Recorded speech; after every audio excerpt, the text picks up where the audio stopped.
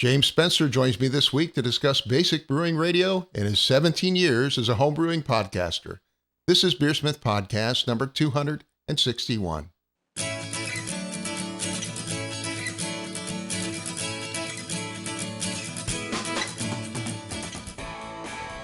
This is BeerSmith Podcast number 261, and it's early July 2022. James Spencer joins me this week to discuss Basic Brewing Radio and his 17 years as a homebrewing podcaster. Thank you to this week's sponsors, Craft Beer and Brewing Magazine. Every issue of Craft Beer and Brewing Magazine is packed with articles for homebrewers and beer lovers. They offer access to videos, brewing courses, exclusive articles, and the amazing Craft Beer and Brewing Magazine. Go to beerandbrewing.com to get your subscription today. And also the Brew Commander, the new brewhouse controller from Blickman Engineering. It's available in electric and gas propane models. The patent-pending Brew Commander is a high-quality brewhouse controller that offers automated step mashing, boil timers, precision temperature control, and advanced settings. Command your brew day with the new Brew Commander. To order yours today, visit blickmanengineering.com. Again, that's blickmanengineering.com. And the web-based version of BeerSmith with its new inventory module is available now at beersmithrecipes.com. BeerSmith for the web lets you build, edit, and brew recipes from any browser, including your desktop, tablet, or phone. The web-based version gives you access to tens of thousands of recipes, online recipe editing, advanced water tools, and much more from any device. You can try BeerSmith Web for 30 days by setting up an account at beersmithrecipes.com. If you purchase a Gold, Platinum, or Pro license, you get both BeerSmith Web and the desktop version for one low price. Check out beersmithrecipes.com now to give BeerSmith Web a try. And now let's jump into this week's episode. Today on the show, my guest is James Spencer, the host of Basic Brewing Radio, probably the longest running podcast on beer brewing on the internet. James and his co-host Steve Wilkes have published over 800 audio and video episodes on brewing, as well as a series of DVDs on how to brew beer. James, it's great to have you on the show. Thanks, Brad. It's kind of intimidating being on this side of the microphone. Usually, I'm the one that asks the questions, and I'm the one that's in control of the edit. So it's kind of scary for me to be on this side. And I trust you, Brad. If I say something stupid or make an off-color comment that might get me canceled, I trust that you'll cut that out. Well, not really, because I'm very lazy, so I do very little editing these days. Oh, no. We're in trouble. You'll be good, though. But yeah, you and I have chatted at Homebrew Con every year for, I think, at least the last 10 years or so. And I've never had you on, so I thought I'd invite you on the show and see what you've been up to lately. What have you been working on? What are the new projects you've been working on lately?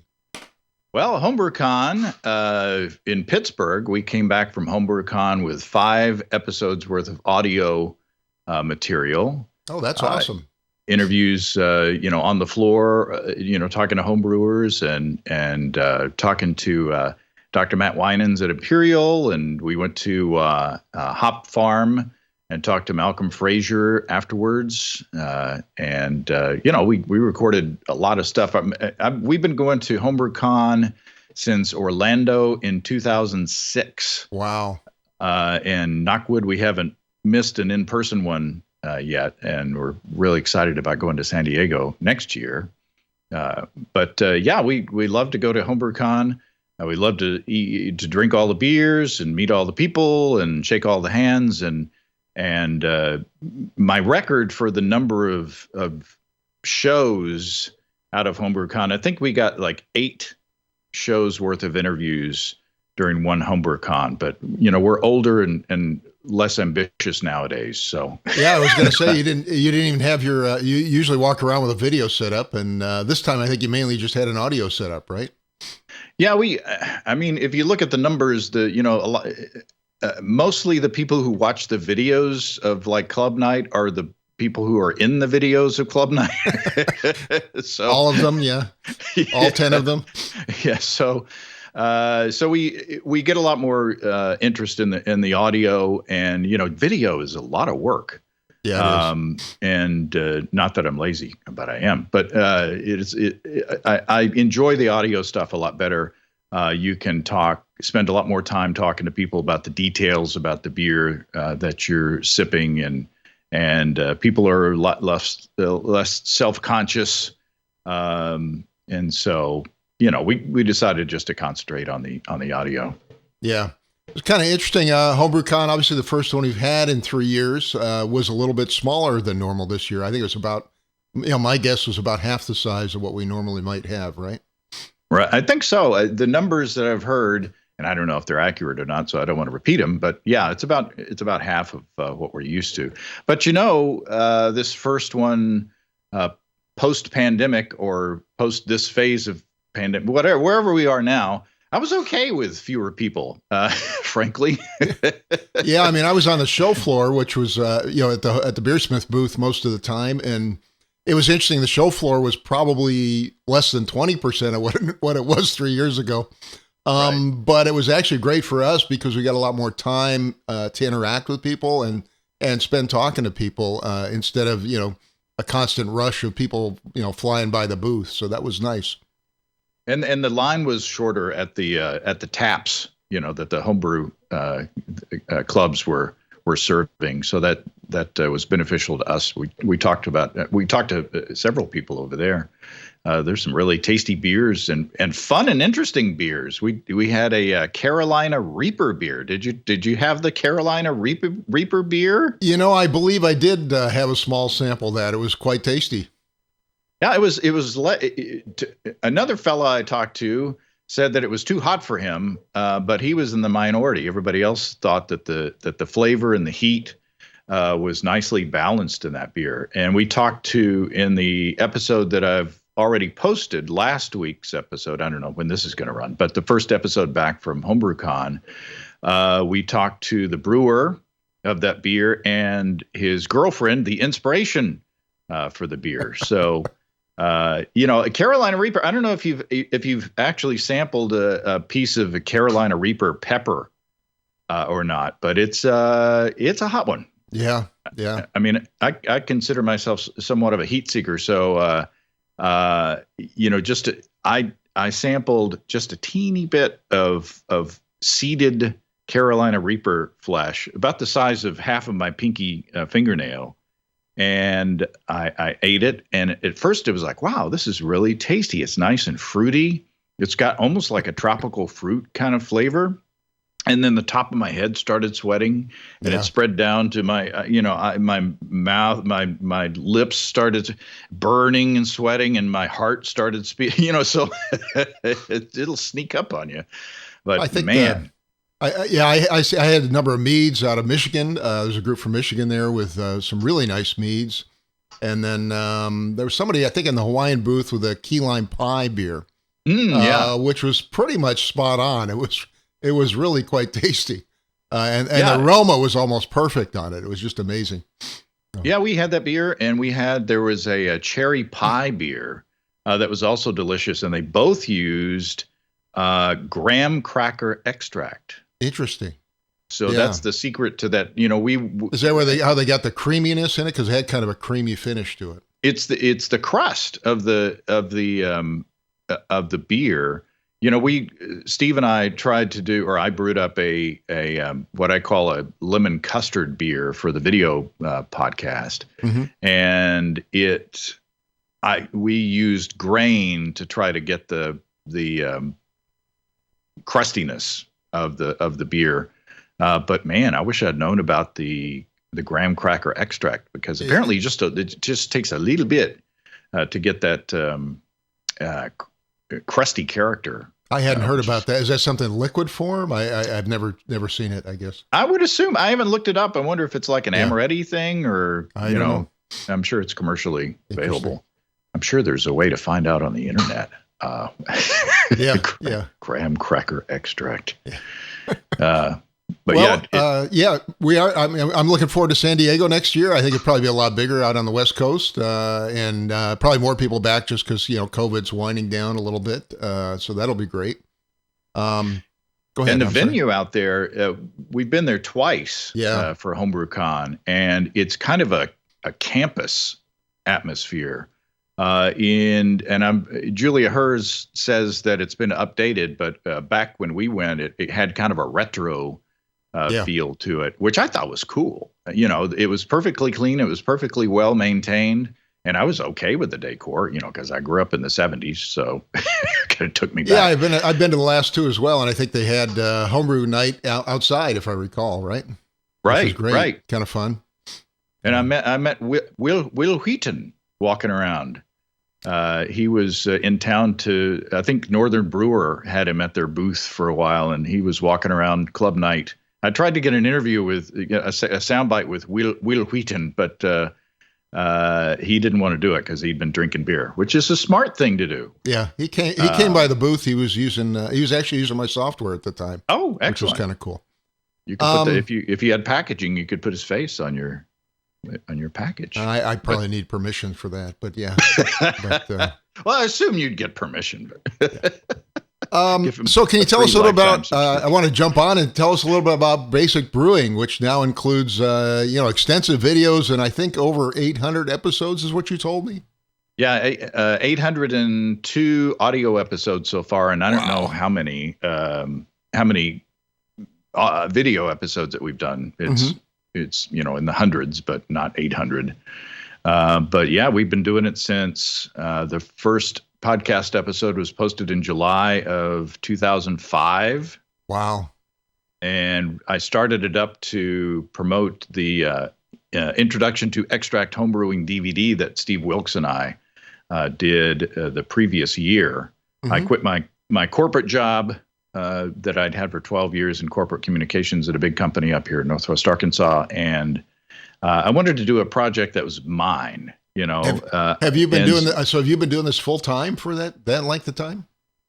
Well, this and other things. I mean, I have other clients and things, but media production for myself since 2004. Wow. But I said I want to do a project on my own. Something for me and not just a client. And so I said, well, what can I do? I called in Steve and said, let's make a video on how to brew extract beer. Cause we both started brewing it about the same time and around 95 or 6.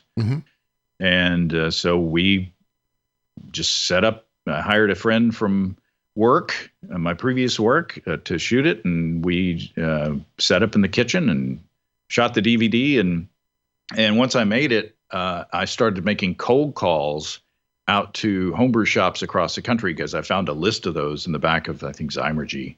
Yeah. And so I started just doing cold calls to homebrew shops across the country, and I bet you can figure out how fun that was to make.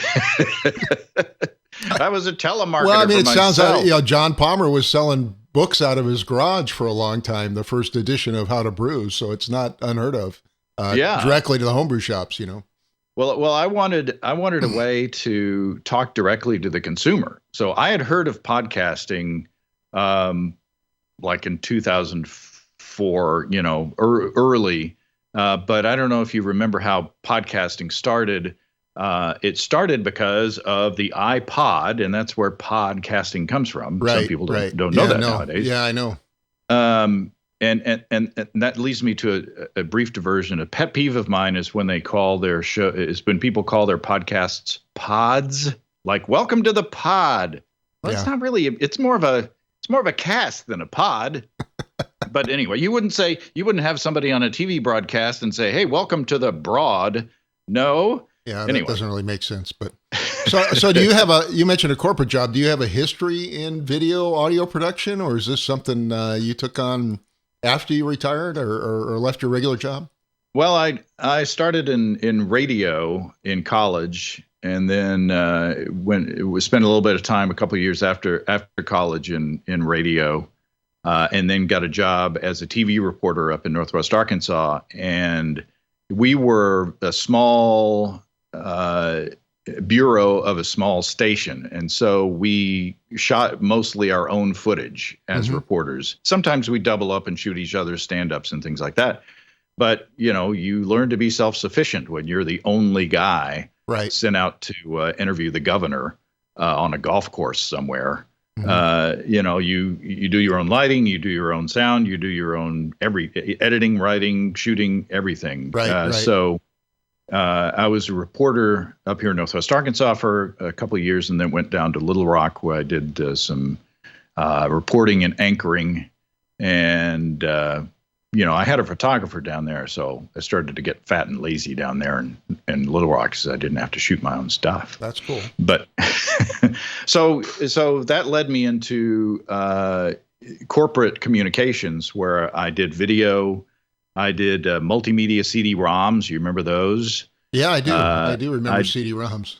I did DVDs. And then when the when the World Wide Web started up, a friend and I designed the first corporate website for this company that I work for, and it was crude and it was very primitive, but that got me into learning HTML and things like that. So so everything kind of led up to going out on my own and doing my own stuff. So cool. I can do just about everything on my own by myself, which I encourage people, youngsters. Of course, nowadays it's more of a necessity because even like newspaper reporters have to shoot video nowadays for their websites and things like that. So, unfortunately, it has gotten easier too. I mean, you can buy the equipment relatively inexpensive. Of course, you can spend a lot of money too, but that's true. And you can use your phone nowadays to shoot really good video too. That's true. Yeah. Well, I looked up the first show date, and the earliest one I could find was 14 July 2005, which we were discussing earlier. It was about the same time the Brewing Network started, I think. But I think you actually launched yours before them. Well, they were only live at the time that I started podcasting. They only streamed live, right. and didn't even have an online archive until weeks or months later. Yeah. So I think they started broadcasting and streaming before I started posting the podcast. It was about a month before, I think, but yeah. Right, but I technically beat them on iTunes, in the podcast directory. So right.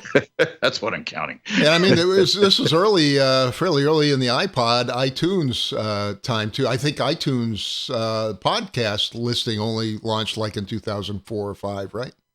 Well, the launching of if I get my timelines right, when Apple put podcasting on iTunes, that's when I said, now it's a real thing. Because as I was talking about earlier, in the early days of podcasting, you had to know what an RSS feed was. Oh yeah. You had to download this shareware or freeware app. You remember those terms? Mm-hmm. And then you had to load it on your computer. You had to put the RSS feed in there. You had to sync it up to iTunes and then sync it to your iPod, and iPhones didn't exist back then. So it was all cumbersome. And I was like, why bother? This is a lot of trouble. But then, there was the podcast directory. And I was like, people can find me now. So we started the podcast, and I thought I'd get like 10 episodes out of the audio show before I ran out of things to talk about. Yeah. And, we started Andy Sparks and I went to the Great American Beer Festival soon after I started the podcast, the audio side, and we were wearing Basic Brewing t-shirts, and people were recognizing us, and, we got a free ride from the airport to the hotel because somebody was like, hey, I listened to your show and my brother-in-law is going to pick me up. You come ride with us. So, and of course, the best part is you get free beer too. Oh, yeah. Yeah. I remember going to this press conference, this press event that the Brewers Association had at GABF, and I'd been a reporter for years and years. So going to press conferences is not anything unusual, but they set us down, and sitting in front of us were like 5 different beers. And so they were at that time trying to strategize, trying to explain to people what craft beer was. And so they kind of divided craft beer into different categories. Mm-hmm. And so they said, okay, first try this beer. And I was like, what? We get to drink at a press conference? What? I'm going to like this job. It's a good deal. Yeah. Yeah. I remember who does Black Butte Porter? I don't remember. I'm sorry. Oh man, that was like one of the best beers I'd had at that time. Yes. And at that same trip, we discovered Oscar Blues. That was the first craft beer in a can, and we wound up going to Oscar Blues and shooting video there, and that's in the archives But that's when Oscar Blues had like maybe a 5-head filler, on their canning line. Yeah. And Garrett Marrero from Maui Brewing Company was there. And he was looking at the canning line because he was thinking about getting into canning.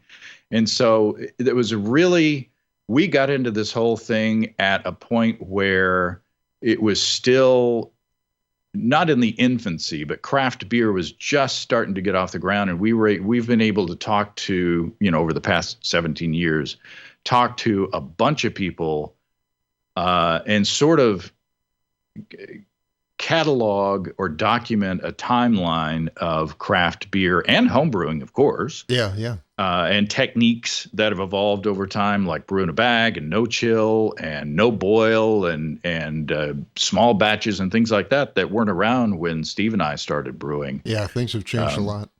Yeah. So anyway, it's not over yet, but it's been a long ride so far. Cool. Well, you were also one of the first to extensively record brewing videos, both for your Basic Brewing DVD series and your video podcast.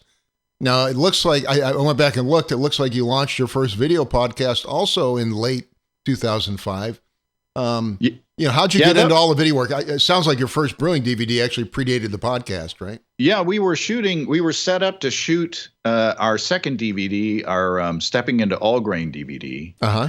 And we were set up in my garage, and Steve came over, and we were gonna record an audio episode about my first small batch experiment, by the way. Mm-hmm. And so I said, well, why don't we just shoot this, and we'll put it out on the internet and see if anybody wants to watch it. And so we did, and so that was how we started the Basic Brewing video side of things. So we started a separate, because the video iPod had come out. And so if you go back to the archives on basicbrewingvideo.com, go back to 2005, you can watch that episode online, and it's only 320 by 240, the size. Yeah, I have some old episodes that are not quite the same HD resolution we have today. Yeah. And who needs to see my face in HD? That's what I want to know. 4K, no thanks.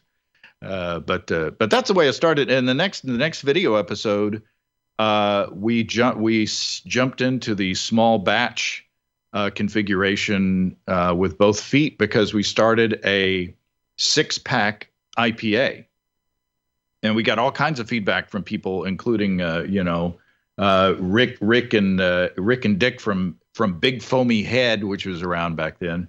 They said, "Oh, you can't do it. You can't do a 6-pack of beer. Why would you want to do that?" But I brewed this small batch 6-pack IPA, and bottle conditioned it, and we just documented that through episodes. And Steve wound up making a dish to go along with it and cooking with the beer, which brought in cooking to the whole video aspect as well. So.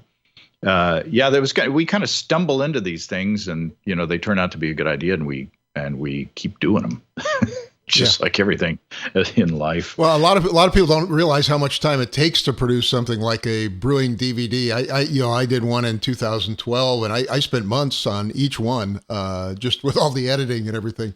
Oh yeah. I mean, can you talk a little bit about how much the kind of time and effort that actually goes into something like that? Well, the first one that we did was unscripted, just because we were doing extract and we were doing it on the stove, and Steve and I just talked back and forth. The next one was with the all grain DVD, and we had just started to do all grain ourselves at that time. So we actually had a teleprompter for that with notes of things to say, because we didn't want to miss any key steps. And so, of course, that does help, certainly. Yeah, but when you're trying to read you get a lot more outtakes and bloopers and things like that when you're trying to read a teleprompter and stick with the script. Especially with Steve, we call Steve Mr. Non Sequitur, because he runs off the rails every now and then. Oh, but yeah, it's a lot of work. It's a lot of footage to shoot, and every batch of beer that I don't want to sound like I'm complaining, but every batch of beer that I make now, I have to shoot video of the process because, I got to make content. I got to feed the beast, Yeah. So it makes it a little bit more difficult, but thanks to tripods, it's not that hard. So yeah. Well, you've talked a lot about your co-host Steve Wilkes, and it sounds like he was involved kind of from the very beginning, at least in the DVD series. How did Steve get involved, and what does he bring to the show? Well, his personality and his sense of humor and his knowledge. I mean, Steve has a culinary background. He's actually had some formal culinary training, and he's got his flavor palette is just amazing. The stuff that he cooks and the meads that he puts together and the flavors that he brings to the table literally are amazing. Mm-hmm. But Steve and I have known each other since, oh God, I don't know, the late 80s. Mm-hmm. And he was the manager of the apartment building that I was in. And the first time I met him, I had put my rent check in the little box where you were supposed to do it. And the landlord had apparently lost a bunch of the rent checks. And so he came knocking on my door asking for me to write another rent check. And my first response was, well, I've already paid my rent. What he does with the check is up to him. But Steve was so nice, I couldn't turn him down. And so I wrote another check. But we became good friends, and we have this group of friends that we spent a lot of time together around those times. And so, when it came time to do this DVD, I said, boy, it's going to be really dry if it's just me standing up there by myself talking about how to brew beer. Sure. I'll call in Steve because he knows as much as I do about brewing beer, and we'll just work together and play off of each other. And I'm glad that I did that because he's really a lot of fun on camera. People love Steve. Yeah. I mean, you've seen people out at the things. Of they course love I Steve. have. Yeah, he's a rock star. I'm just the other guy. Well, I didn't know Steve was heavy into mead making, but apparently, and then I think you also mentioned he owned a store for a while, right? A home brewing store. Right. He owned Steve's Brew Shop, which he ran for a few years and made a success out of it, and then he sold it to a young couple last year, I want to say. But Daniel and Paige, and now it's North Tunnel Brewing Supply in Fayetteville. So that's my local homebrew store now. And what kind of meads does he make, Steve? Oh, he likes a wide range of things. He likes fruited meads. He likes spice meads. He did one called for the video show called Turkish Delight, which had all these Turkish ingredients. And sometimes he'll put even just a little bit of rose water or something in there, something off the wall that I would never think of putting in a mead. But they all turn out good. I mean, awesome.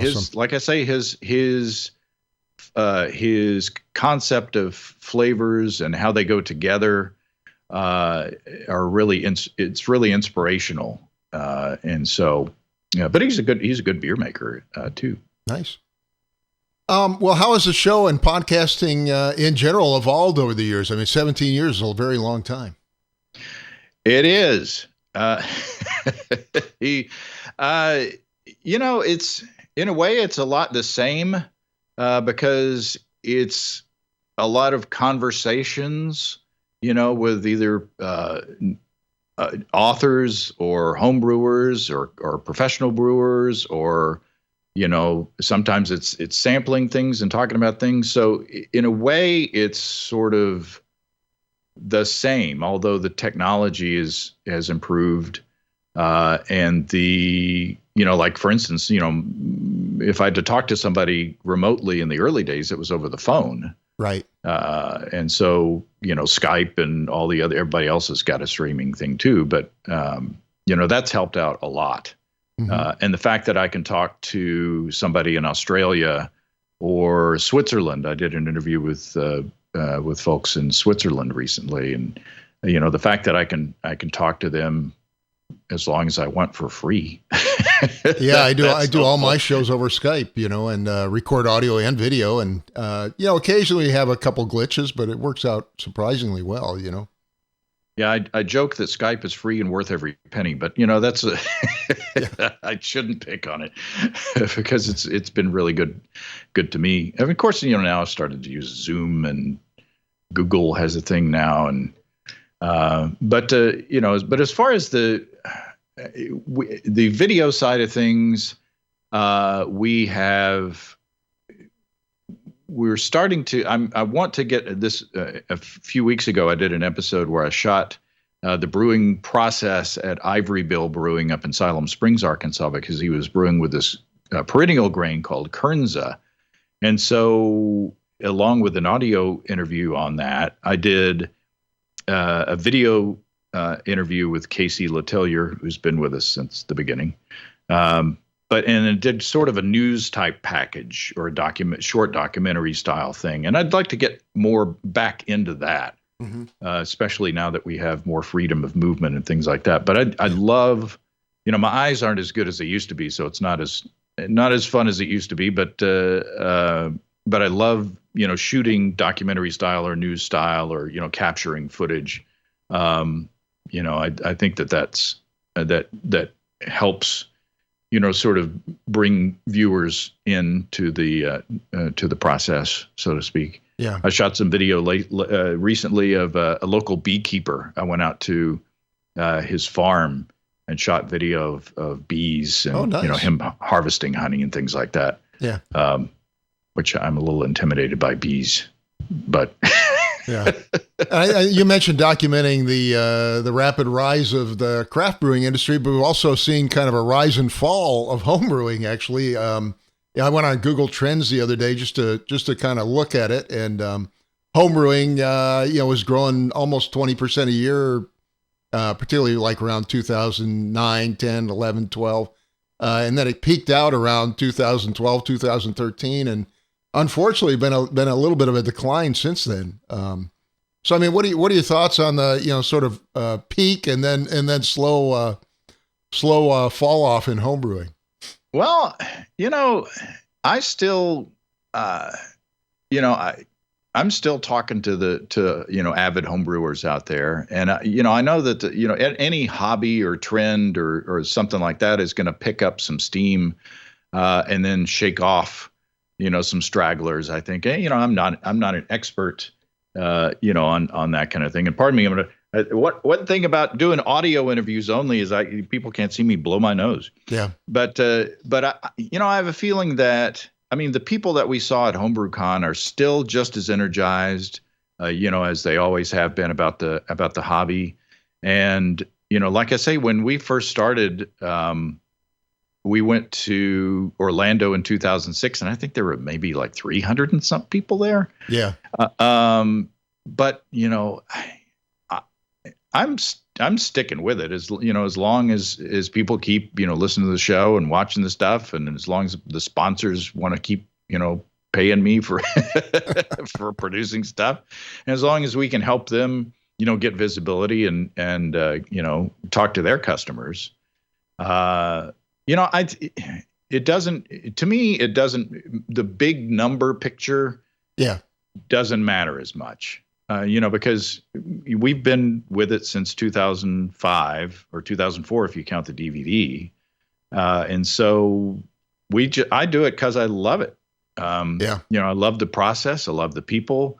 Every week we're talking to great people that I never would have met otherwise, and learning things and, trying different things. And, it's just, you got to be passionate about what you do. Well, I'm personally very optimistic too, because I started brewing in 1987, and saw a major shakeout, in the late 90s around, 98, 99, 2000, where there was actually a big drop off in home brewing.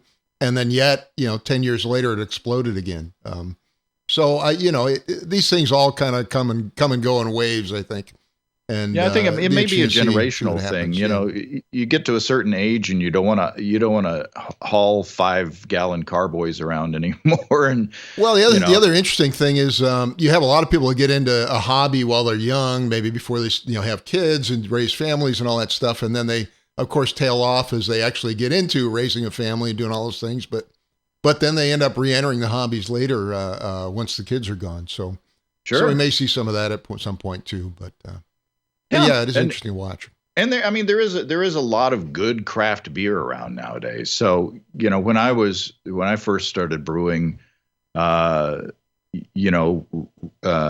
was it? Red Dog and Killian's Red was about the most exotic that beer was around Northwest Arkansas, and so we that sounds about right. We had kind of an incentive to learn how to brew better beers. Not that our beers were that great in the beginning, but drinking something different, trying some, being excited about tasting new things, was really energizing and a lot of fun to do. And going out to GABF and going to the Homebrew Con every year and really, part of what I like the most about this kind of thing is that there is a feedback loop that happens where people try a new technique or try a new ingredient or try a new style, and then they share that information with people online, whether it's online forums or writing a blog or doing a video or talking to us podcasters or whatever. And then somebody else sees that and they say, "Oh, I want to try that," and they add their own twist to that. Mm-hmm. And it's a feedback loop. It just keeps growing and growing and growing. And so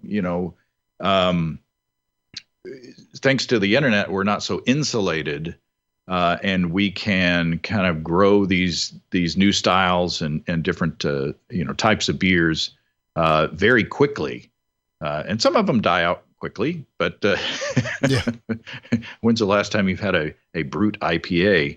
Or a glitter beer, Zima clear beer, right? It's probably the famous. Back. It's called hard seltzer now. Yeah, hard seltzer is certainly made a comeback. There's no doubt, but I mean, it's great. One of the great things about going to something like Homebrew Con is there's so much innovation and so much creativity at the homebrew level, and you have these amazing beers that you just can't get anywhere else, and that's that always keeps me going as well.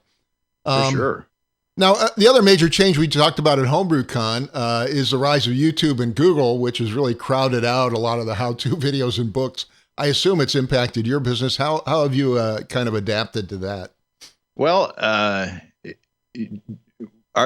starting out as a marketing tool for DVDs. I have not a lot of DVDs sold these days. Yeah. No, and our series of 8-track tapes is not moving as well as it used to.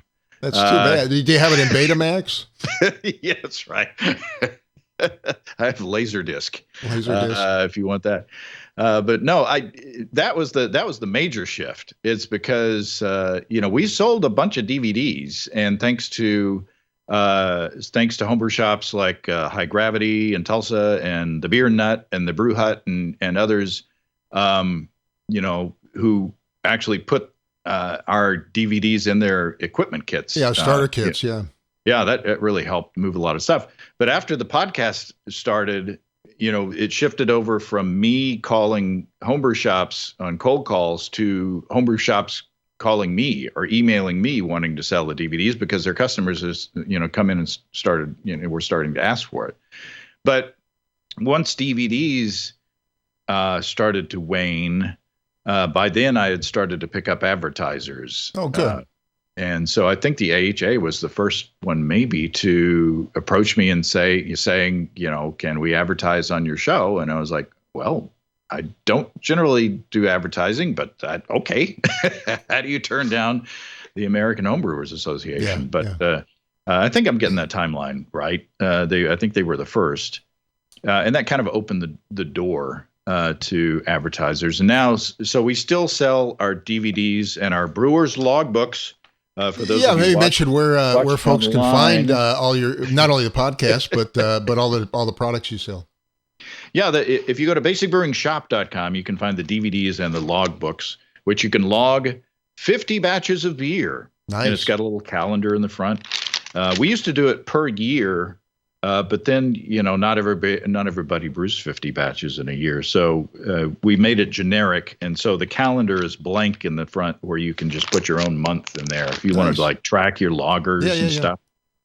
And as you can tell, Brad, I don't know, not everybody can see it, but it's water resistant or water absorbent. I don't know what. So you can have it by the side of your brew pot, and you can spill stuff on it. And mine is swollen up to like twice its size, my latest one, because it's been spilled on so much. But the ink doesn't run, and the paper holds together. Cool. So anyway, that's those are on there. So we still sell the DVDs and the logbooks, but I don't ship out as many as of the DVD. Well, certainly the DVDs that I used to. But yeah. Oh, I'm sorry. Well, I was just saying we got a couple minutes actually to talk about brewing. And you mentioned we spent a lot of time talking about podcasting, but you mentioned before the show you've been doing a lot of work with small batch brewing, and I thought maybe you could talk about some of the experiments you've done and what you found. Yeah, in the first episode of Basic Brewing Video, I might have mentioned was a small batch experiment. I discovered, or I thought when I was making a starter one time, I said, I'm actually just making a small batch of beer. And so I said, why can't I make a small batch of beer? You hop it, the way you would, and come up with, and that way you could have your own little pilot system. So how small is small batch for you? 6-pack. So that's, like 3 quarts essentially. Wow. Yeah, that's very small. So, but Steve and I have been doing these sampler series, and the first series was the hop sampler. Mm-hmm. And what you do is you get, for this, you get 3 quarts of water, or about 3 liters. And then you have a pound or 450 grams of Pilsen light dry malt extract.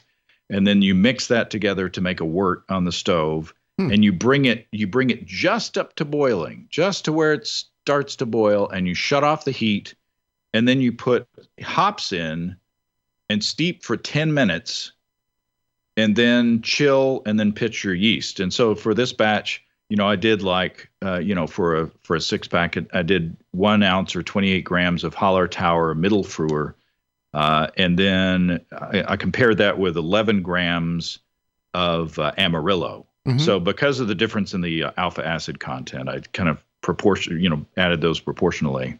And what you do, you don't have to boil, and you can have a 6-pack of beer in a little over an hour, depending on how long it takes, how cold your tap water is, or, I guess you do an ice bath and chill that down. So it's a really fun way to experiment with different hop character, different hop varieties. So kind of like a smash beer where you're doing a single malt, single extract kind of thing. Sure. Yeah. And then we've also done that with, we did a malt sampler series, and those were all grain batches. Oh, cool. Where you start with, I'll have to find various types I'm of looking malt. in my logbook. Yeah. So you actually do you do an all grain batch of beer. And of course, the different, you start off with 5 quarts of water instead of the 3, and maybe 1.5 pounds or 2 pounds of base malt. It makes a pretty big beer. But I warm my oven up to like 150 degrees Fahrenheit and shut it off. And then, I take my brew pot and put it in the oven, and that way I can maintain mash temperature for that length of time. But it's brew in a bag, so you just take the bag out and you boil it, and I only boil for 30 minutes on those. Yeah, and I think you mentioned you've been doing a lot of work with short boils, no boils. What kind of luck have you had with that technique? It's good. I mean, back in 2000, when we went to the first Homebrew Con in 2006, I met Charlie Papazian.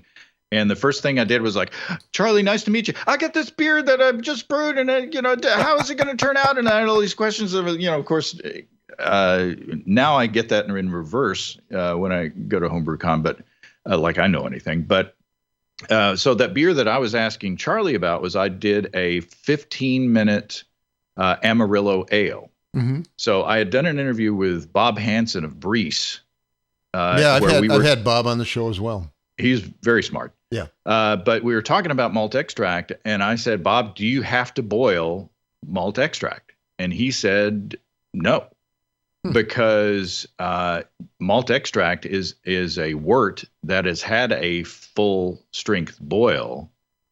Yeah, the concentration process is a boiling process. Everything that needs to be volatilized is volatilized. The protein coagulation, everything that needs to be done to a wort is done to the wort, and then they take either most or almost all of the water out. Correct. So you only need to heat the extract up to sanitize it, essentially. So this 15-minute Amarillo ale, I took, and I was influenced heavily by Ray Daniels' Designing Great Beers as well. Great book. But, according to Ray, if you boil hops for 15 minutes, according to his formula, I believe you get half of the hop utilization or the isomerization. So my theory was, if I put, 10 pounds of light dry malt extract into water, steep some specialty grains in it, bring it up to a boil, add twice as much hops as I would for a 60-minute boil, boil for 15 minutes, I'll get the same bitterness extraction, but I'll get more hop flavor and aroma. And then, of course, you add some more hops at the end of the boil. But so I asked Charlie Papazian about that in my recollection. And I said, I'm only boiling this beer for 15 minutes. What do you think is going to happen? And he said, well, I don't know about, protein coagulation. I don't know about, are you going to volatile? You're going to wind up with some, I said, I'd be curious to know about that. So, it was kind of off the wall back then, but lots of people have tried that recipe and that approach and liked it. It's a great way to make a quick extract beer. And also, this last beer that I brewed, I didn't even bring the wort up to boiling. I brought it up and using my electric system from High Gravity in Tulsa, sponsor of my show. Commercial plug there. Yeah. I'll pay you later. Get you a kickback. But using my system, I could bring it up to 165 degrees Fahrenheit and hold it. And then essentially just do a hop stand. Nice. And not boil at all. So, you're essentially just doing a whirlpool addition, but you're not boiling. You don't have to, because malt extract doesn't need to be boiled. And if you bring it up to 165 degrees Fahrenheit, which is like 74 C. Yeah, you still get some hop utilization in the whirlpool as well. So sure. And you also sanitize the wort, because it's it's pasteurized or it's sanitized. Right. I think it's above. I can't remember, like 170 F or something like that. I can't remember exactly, but yeah, it's temperature and time together. So I think, right. I'm not a scientist. I only talk to them on the radio. Yeah. So anyway, the no boil and the short boil are two, are techniques that I've employed over the years, and the small batch and, kind of thinking out of the box. And then, of course, we got to thank Patrick Hollindale for, coming up with Brew in a Bag, and Denny Kahn for coming up with batch sparging. And then, everybody in Australia for doing the no chill, which I've had a lot of success with as well. Cool. There was a little controversy. Chris Colby stirred up a bunch of dust because he didn't like the thoughts of people taking their no-chill wort and keeping it for like a month. There are several months, because he was afraid that botulism would start in there. But I always chill my wort and pitch it the next day. So don't chill my wort. Let it chill itself overnight and then pitch it the next day. But yeah, there's lots of things that are different. When we started homebrewing, back in my day. When we started homebrewing, there were things that you had to do. You had to brew, you had to boil for an hour, and you had to put some hops in at the front of that boil. And you had to, as soon as that beer stopped fermenting, you had to get the beer off of that yeast, because that yeast was going to die and autolyze and have nasty thing. You got to rack to the secondary. Right. And I think it was Jamil Zainasheff that was one of the first I heard that said, I don't use a secondary. I just ferment on the primary. And we were always like, what? So. Well, none of that. You look at something like champagne production; it's done on the lees, i.e., on the yeast, for months or even years in many cases. So, yeah, I mean, I think you really have to treat yeast badly, and then keep it in poor conditions for a long time to really start getting some bad, cheesy dead yeast. No, I agree, but it will leave a different character if you age it for an extensive time on the yeast. It'll be a little bit different flavor than what you get if you separate it, but it doesn't necessarily destroy your beer or anything. But yeah, and I think that in our first DVD, in fact, we said get it off the yeast as quick as possible. But I think a lot of the times if you get it, if you rack your beer out of the primary fermenter after like a week. Maybe it's not ready. Maybe the yeast could work on the beer a little bit more. Yeah, there's a maturation process that goes on there that's very important. So, I mean, that depends on temperature and the yeast strain and all that kind of stuff. I mean, Kvike is ready in like 2 days. Yeah, so, that's crazy, isn't it? That's another change. Isn't it? Yeah. Oh, yeah. I've brewed batches of beer and set them out on the hot porch in the 100-degree summertime, and that stuff goes crazy. It's just literally like I pitch at like 90 degrees Fahrenheit, and 2 hours later the airlock is nearly coming off of the the bucket because it is unique. Yeah. Well, James, unfortunately, I'm running low on time, so maybe come on, Brad, it's a good excuse to have you on again. Maybe talk more about brewing and some of the experiments you've done over the years. But I wanted to ask you before we leave, what are some of the lessons you've learned and your closing thoughts after 17 years of pod and video casting about beer? Cultivate your contacts. You don't get 800. Plus episodes without having a lot of help.